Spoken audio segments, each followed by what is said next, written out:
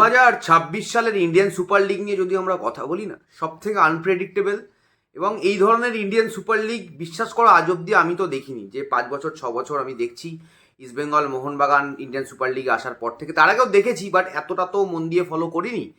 Definitely কালকের যে দুটো ম্যাচ হয়েছে তোমরা যদি দেখো, ইস্টবেঙ্গল ম্যাচটা যদি 75 মিনিট অবধি তোমরা দেখো, তাহলে মনে হচ্ছিল এই ম্যাচটা ড্র হবে এবং ম্যাচটা থেকে ইস্টবেঙ্গল 3 পয়েন্ট তুলতে পারবে না।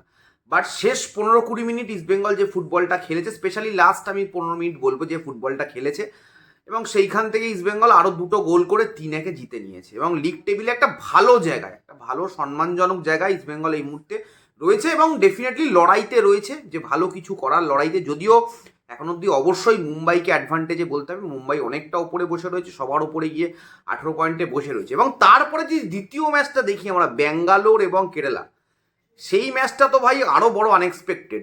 ব্যাঙ্গালোরের যে মেন বিদেশি যদি আমরা বলি এই সিজনে, ব্রায়ান সানচেজের কালকে মোটামুটি ম্যাচের অর্ধেক সময় ওই 30 থেকে 33 মিনিট, মনে হয় 33 মিনিট নাগাদ তার একটা রেড কার্ড হয়ে যায় এবং তারপর 1 গোলে লিড করছিল। কালকে 3টে গোলই কিন্তু কেরালা করেছে।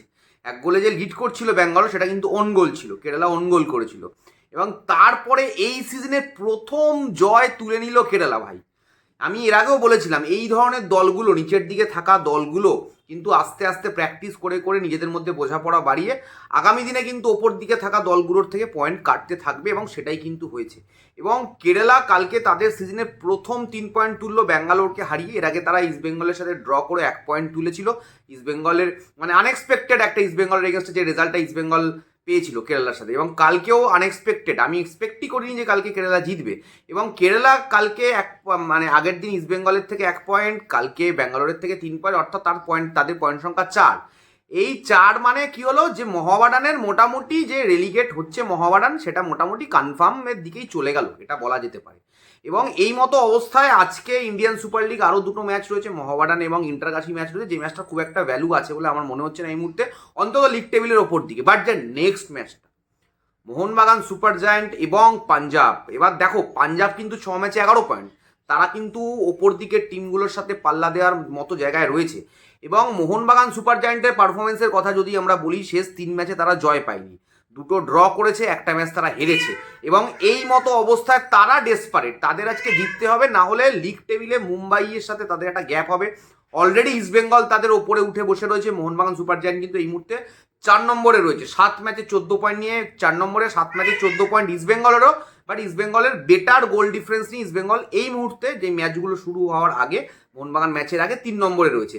এবং এই মোহনবাগান এবং পাঞ্জাব ম্যাচে কিন্তু আজকে আমি লাইভ স্ট্রিমে আসবো। আমার এই চ্যানেলে তোমরা ভিডিওটা দেখছো, এই চ্যানেলে তো লাইভ আসতে পারবো না, একটা স্ট্রাইক রয়েছে, তো 1 সপ্তাহ মতো লাইভ আসতে পারছি না। কালকে ইস্টবেঙ্গল ম্যাচটাও কিন্তু আমি অন্য চ্যানেলে ইউটিউবে লাইভে এসেছিলাম। তো ডেফিনেটলি বিএসভি ক্রিকেট, বেঙ্গলি স্পোর্টস ব্লগে যে ক্রিকেটের যে নতুন চ্যানেলটা আছে, সেখানে আমি লাইভে আসবো। লাইভে আসার পর আমি এখানে কমিউনিটি পোস্টে শেয়ারও করে দেবো, এবং এই ভিডিওটা ডেসক্রিপশানে কিন্তু আমি আমার নতুন যে চ্যানেলটা রয়েছে, যেখানে আজকে মোহনবাগান ম্যাচে লাইভে আসবো, মোহনবাগান পাঞ্জাব ম্যাচে, সেই চ্যানেলের কিন্তু আমি লিঙ্কটা বা যে মানে ভিডিওটা, যে লাইভ স্ট্রিমটা আমি আসছি, সেই স্ট্রিমের লিঙ্কটা আমি দিয়ে দেবো। সবাই ওখানে চলে এসো, ওই চ্যানেলটাকে সাবস্ক্রাইব করো, ওখানে সবার সাথে নিশ্চয়ই দেখা হবে। এবং তোমাদেরকে প্রচণ্ড থ্যাঙ্কস, মানে অশেষ ধন্যবাদ। আর কি বলবো, কালকের ওই ম্যাচেও 10,000-এর ওপরে লোক দেখেছে ওই নতুন চ্যানেলে, যেখানে মানে মাত্র ওই 400, 500, 600 মনে হয় সাবস্ক্রাইবার। তো সেইখানে তোমরা এতজন এসেছিলে, আজকেও আশা করি তোমরা আসবে। আমরা যদি ম্যাচের কথায় চলে আসি, মোহনবাগানের কথা যেটা বলছিলাম, তাদের ডেসপারেট, তাদের জিততে হবে। মোহনবাগানের লাইন আপে চলে আসবো। দেখো আমি মানে সার্জিও লোবেরাকে একটু সাহসী হতে হবে। আগের ম্যাচে 2জন বিদেশি সেন্টার ব্যাক খেলিয়েছে, ডেফিনেটলি আমার মনে হয় মানে মোহনবাগান সুপার জায়ান্ট টিমটা সঞ্জীব গোয়েঙ্কা যেভাবে বানিয়ে দিয়েছে, যে কোনো কোচের কাছে মানে তাদের আর অসুবিধা হওয়ার কথা নয়, আমি একটুকু বলবো। কারণ প্রচুর অপশন, মেহতাব সিং এর সাথে আমি আলবার্তোর জুটি আজকে মনে হয় সেন্টার ব্যাকে খেলারে মোহনবাগান সুপার জায়ান্টের জন্য বেটার হবে। কারণ সঞ্জীব গোয়েঙ্কার টিম আমরা যদি শেষ 10-12 বছর ধরে দেখি, যবে থেকে সঞ্জীব গোয়েঙ্কা ইন্ডিয়ান ফুটবলে এসছে, তবে থেকেই তার টিম সুপার টিম থাকে, এইটা নিয়ে কোনো মানে সন্দেহ নেই। প্রচুর অপশান, বাদিকে সুভাষিস বোস, ডান দিকে যদি অভিষেক স্টার্ট করে, মিডফিল্ডে আপুইয়া থাকছে না, আপুইয়ার জায়গায় তাদের প্রচুর অপশান রয়েছে। তারা যদি অ্যাটাকিং মাইন্ডেড প্লেয়ার নামাতে চায়, সাল আব্দুল সামাদ নামাতে পারে। তারা যদি ডিফেন্সিভ মাইন্ডেড প্লেয়ার নামাতে চায়, তারা দীপক টাংরিকে নামাতে পারে। এবং অবশ্যই অনিরুদ্ধ থাপা রয়েছে। বিদেশিদের ক্ষেত্রে আমি সামনে 3জন বিদেশি নিয়ে স্টার্ট করা মানে করতে চাইবো। আমি লিস্টান আগের দিন ভালো খেলেছে, বাদিক থেকে ঢুকে নিজেদের মধ্যে পজিশন চেঞ্জ করে রবসান এবং লিস্টান খেলছিল, লিস্টান ভালো গোলও করেছে এবং সেই জায়গা থেকে লিস্টানকে আমি অবশ্যই স্টার্ট করাবো, তবে লিস্টানকে আমি রাইট উইংয়ে স্টার্ট করাবো এবং রবসান লিস্টান নিজেদের মধ্যে পজিশন শিফট করে খেলতে পারে এবং সেই জায়গাটাতে আমি লিস্টান রবসান দুজনকেই স্টার্ট করবো। মাঝখানে নাম্বার 10 পজিশনটা রোলটাতে আমি জেসন কামিন্সকে রাখবো এবং একদম সামনে আমি জেমি ম্যাকলারেনকে দিয়ে দেবো। এইটা মোটামুটি একটা টিম হতে পারে এবং অল ওভার যদি আমি দেখি মোহনবাগান অবশ্যই গোলে কিন্তু বিশাল কেইত। তো অল ওভার আমি যদি বলি আমার ফরমেশনটা 4-2-3-1 হবে, 4 ম্যান ব্যাক বলে দিলাম, আবারও বলে দিই মেহতাব এবং তার সাথে সাথে অ্যালবার্তো, বাদিকে সুভাশিস, ডান দিকে অভিষেক, গোলে অবশ্যই বিশাল কেইত। পিভট রোলে ডবল পিভটে আমি যাব, সেখানে হচ্ছে অনিরুদ্ধ থাপা অ্যান্ড দীপক টাংরি থাকছে, সামনের দিকে ডান দিকে লিস্টন কোলাসো, বাদিকে রবসান রবিনো, মাঝখানে জেসন কামিন্স এবং সবার সামনে জেমি ম্যাকলারেন যদিও শেষ 2-3 ম্যাচ গোল পায়নি, আগের ম্যাচে একদম ওপেন সিটার মিস করেছিল, গোলের সামনে ঠেলতেও ব্যর্থ হয়েছিল, সেই বলটাকে ক্লিয়ার করে দিয়েছিল, সেটা নিয়ে অনেক সমালোচনা হয়েছে।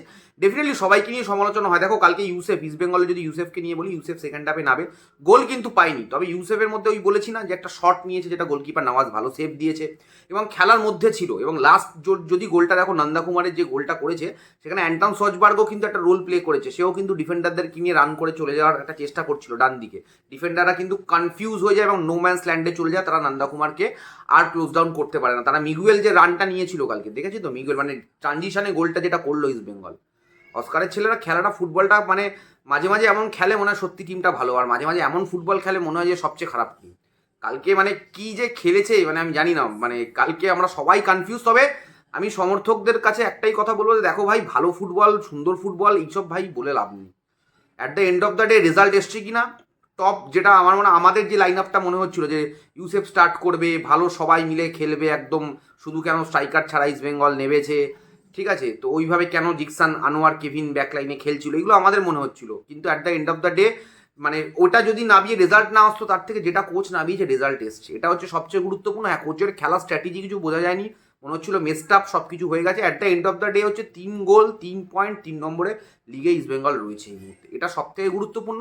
এবং ব্যাঙ্গালোরের পয়েন্ট লস করা এবং এই ব্রায়ান স্যানচেজের যে রেড কার্ডটা হলো, এটা যদি কন্টিনিউ হয় পরবর্তী ম্যাচ কিন্তু East Bengal versus Bangalore, Brian Sanchez না থাকাটা কিন্তু ডেফিনেটলি যদি না থাকে, ওরা নিশ্চয়ই অ্যাপিল করবে, ব্যাঙ্গালোর নিশ্চয়ই অ্যাপিল করবে যে ফেডারেশনের যে এই এই ব্যাপারগুলো যারা দেখে, ফেডারেশনের যে কমিটি রয়েছে সেই কমিটির কাছে নিশ্চয়ই তারা, ডিসিপ্লিনারি যে কমিটি রয়েছে সেখানে তারা নিশ্চয়ই অ্যাপিল করবে এবং সেই তারা দেখা যাক কী হয়। অনেক সময় তো রেড কার্ড উঠেও যায়, তো সেটা উঠবে কিনা আমরা আগামীতে জানি না। তবে ব্রায়ান স্যানচেজ যদি না থাকে ব্যাঙ্গালোর এবং ইস্ট বেঙ্গল ম্যাচে, সেটা ইস্ট বেঙ্গলের জন্য অবশ্যই একটা অ্যাডভান্টেজ হবে, নো ডাউট। এবং আজকের ম্যাচ খুব কঠিন। এফিয়াং, পাঞ্জাবের এফিয়াং কিন্তু ভালো ফর্মে রয়েছে, ড্যানি রামিরেজ, এফিয়াং এরা কিন্তু ভালো ফর্মে রয়েছে, নিখিল প্রভু রয়েছে, যথেষ্ট একটা ভালো টিম। পাঞ্জাব কিন্তু আজকে চ্যালেঞ্জ করবে যুবভারতীতে মোহনবাগান সুপার জায়ান্টকে, অ্যান্ড ইট উইল বি মানে ব্লকবাস্টার গেম। এবং আমার মনে হয় দুটো টিমের জন্যই মাস্ট উইন ম্যাচ। আজকে যদি পাঞ্জাব জেতে, পাঞ্জাব চ্যাম্পিয়নশিপের রেসে ঢুকে যাবে, যদি মোহনবাগান জেতে, মোহনবাগান একদম একটা স্ট্রং জায়গায় হোল্ড করবে, একদম মুম্বাইয়ের পিছনেই চলে যাবে। তো দুটো টিমের কাছেই ডেসপারেট জায়গা রয়েছে, তবে কোয়ালিটিতে অবশ্যই ওভারঅল বেঞ্চ স্ট্রেংথ সব কিছুতেই মোহনবাগান সুপার জায়ান্ট এগিয়ে রয়েছে। এবং মোহনবাগান সুপার জায়ান্ট টিমে ম্যাচ উইনার যদি আমি বলি যে বড় ম্যাচে ম্যাচ উইনার বা প্রেশার সিচুয়েশনে পারফর্ম করার মতো প্লেয়ার কিন্তু অনেক বেশি রয়েছে, সেই জায়গায় আমাদের প্রত্যেকে সেই ম্যাচের দিকে নজর থাকবে। এবং আমি আবারও বলে দিচ্ছি, আমি কিন্তু লাইভ স্ট্রিমে আসছি, তবে এই চ্যানেলে নয়, ডেফিনেটলি আরেকটা চ্যানেলে আসবো, ডিসক্রিপশন বক্সে আমি লিঙ্ক দিয়ে দিচ্ছি। থ্যাংক ইউ সো মাচ, তোমাদের সকলের সাথে দেখা হচ্ছে। এবং অবশ্যই কমেন্টে জানিও যে এই ইন্ডিয়ান সুপার লিগটা যে জমজমার সিচুয়েশনটা রয়েছে, কি মনে হচ্ছে ইস্ট বেঙ্গল, মোহনবাগান, মুম্বাই, প্রত্যেকেই একটা মানে জামশেদপুরও রয়েছে, ব্যাঙ্গালোরও এখনও রয়েছে, গোয়াও রয়েছে। আজকে পাঞ্জাব জিততে পারলে পাঞ্জাবও চলে আসবে, সবাই রয়েছে এই লড়াইতে। বহু বছর বাদে এতগুলো দল একসাথে লড়ছে এবং সবার মধ্যে না তফাৎটা, গ্যাপটা খুব কম। ডেফিনেটলি আমি তো খুব এনজয় করছি এবারে লিগটা, তোমরা কতটা এনজয় করছো অবশ্যই কমেন্ট বক্সে জানিও। থ্যাংক ইউ সো মাচ, এখনের মতো সকলকে টাটা, দেখা হচ্ছে ওই চ্যানেলে লাইভে সন্ধ্যে 7টা থেকে। থ্যাংক ইউ সো মাচ সকলকে।